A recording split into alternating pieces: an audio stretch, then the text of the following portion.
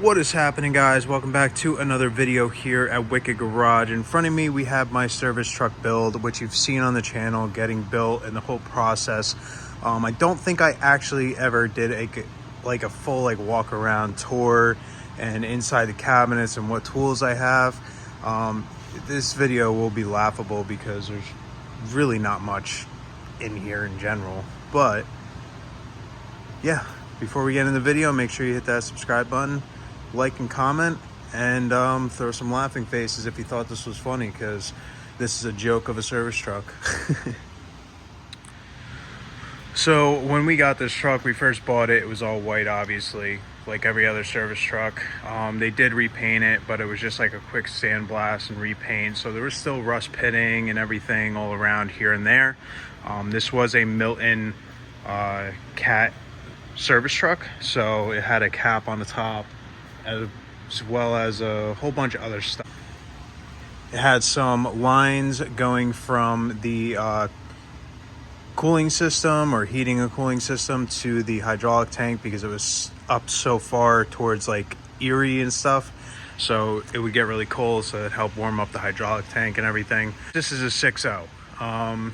They were the dreaded 6.0s back in the day, but then the 6.4s came out and everybody started seeing the problems with that. You can see this is really dirty. I haven't really washed inside here recently, so once I wash it, it cleans up really nice. Everything's been good. This has a bulletproofed studded deleted long block, Blackwater long block, I believe it is, or Black River. I'm sure if you know what I'm talking about. It's supposed to be a good block. It has about 1,000 miles on it, and it's been doing pretty good. I didn't put it in, the owner previous put it in, so can't complain. It starts up every time. It's about 20 degrees out right now. Started up no problem, hasn't been started in a few days. But yeah, didn't really touch too much along the lines of inside, like the core. You can see it's still white, it's not painted or anything. It's a service truck, so you know, a lot of people don't even paint like all inside and inside the door jambs and such, but I just wanted to go a little bit further, so it looked a lot better. We had a brand new hood, so we put that on. We painted both sides. New I guess this is a front headlight core support, whatever you want to call it. And then we put this grill on, which I'll probably eventually swap out and make a custom one. This is a move bumper that we modified, and I sort of made my own. Put some new headlights in it. The only thing that I need to do still is I have to put some more clips in here. I think I'm going to get the Bushwhacker fender seals, or whatever you call them, so that it's not like rubbing directly to it. I tried to like break the edge so it's not you know, like a sharp edge going into there, but as you can see, it's starting to get like a little gritty around there, so I don't want to get too crazy and just like let it go, because I put a lot of money and time and effort into this truck. The door handles are painted to match. I took everything off. We painted everything on the inside, so the door jambs inside the door, we took the door panel off, and all of these seals that you see, everything, all this, the front windshield, the windshield seals, the cowls, everything like seal wise in the door window itself on both sides, as well as the rear seal. This is still the original window. It was we were able to clean it up and it looked brand new. This was completely pitted from sandblasting, so it might not have been covered 100%, so no big deal. We swapped that out. That was the cheapest part of the whole thing. The seals were probably about $3,000 I spent on them, and then maybe about $350 for the windshield, and actually I spent probably about $700 on the cowls because they were completely cracked and messed up.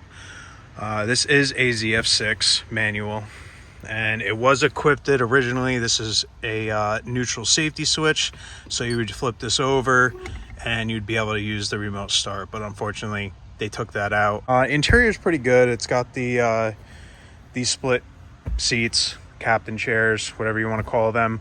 And I think I'm going to eventually do a King Ranch upgrade because I love the King Ranch captain seats. They look so good. So I'll probably eventually do that. Probably not a center console unless it comes with it all as a package. This is an XLT, so as you can see, there is power windows, power locks.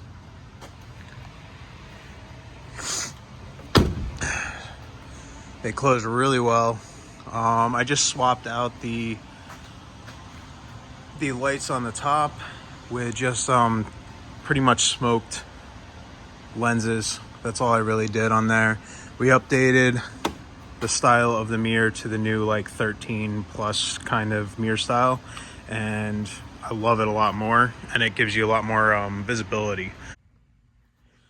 This is a maintainer body. I believe it's a 12 foot. I could be wrong. I didn't really measure it too much, but we completely redid the inside of the wheel wells in here on both sides. If you've seen my videos, as you can see, everything is still pretty tight and sealed.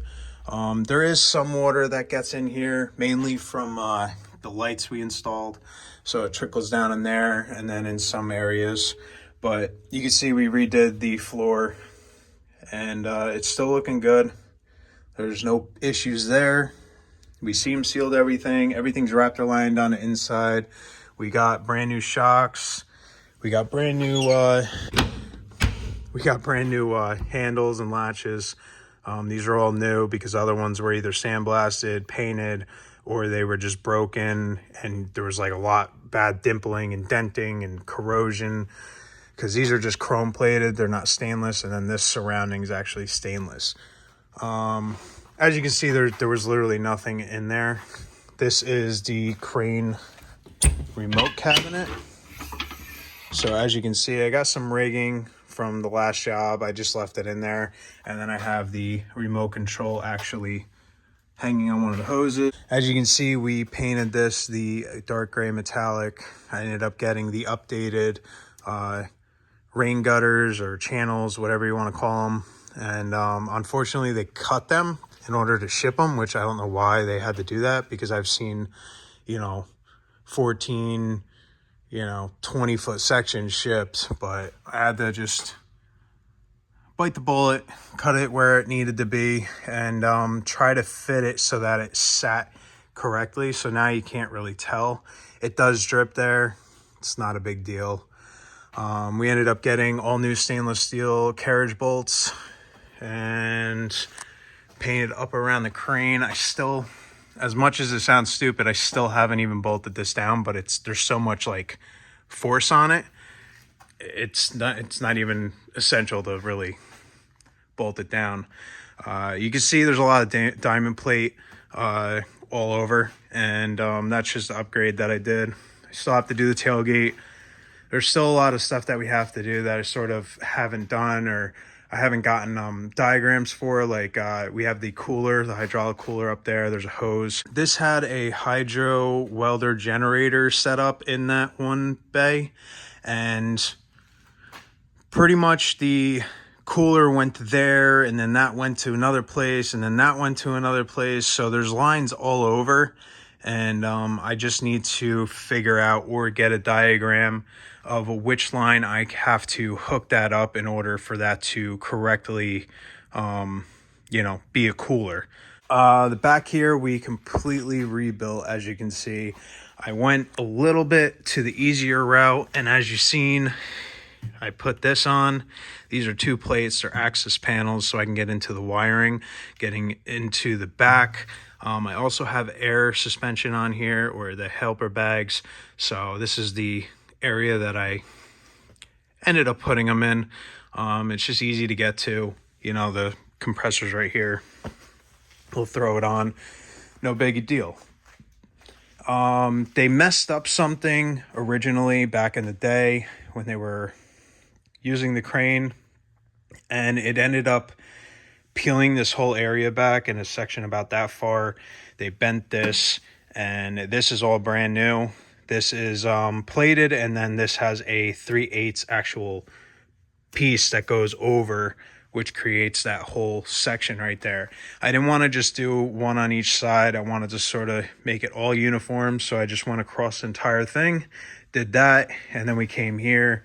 As you can see, we have all of our other controls, the manual controls. The welder is a Miller 325 Trailblazer, has the FI. It has a Kohler motor in it, I believe. It has about 95 hours on it. So I haven't really used it all that much, but I do notice a big difference with this from my dad's 250.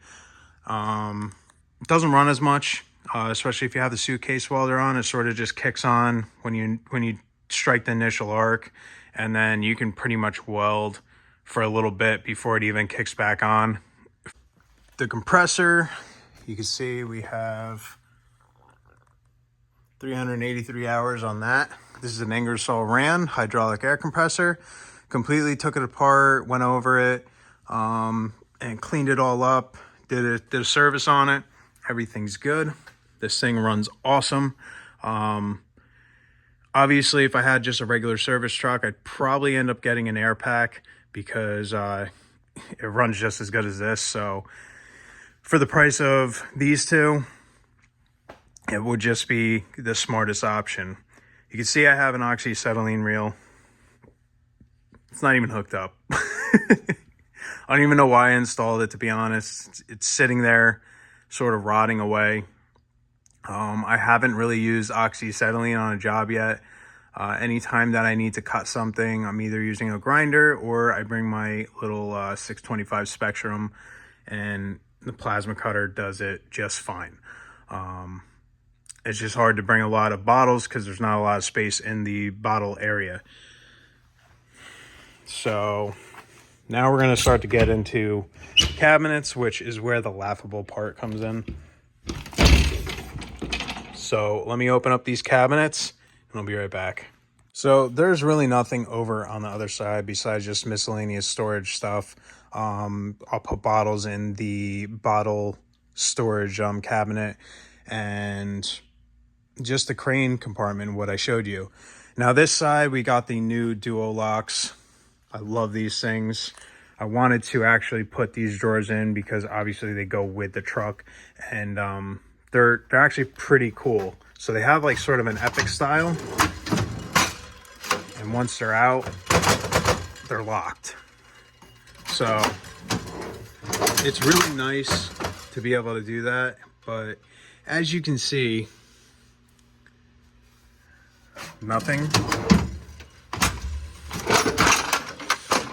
A little bit of stuff here and there, just grinding, welding, drill stuff, flash jobs.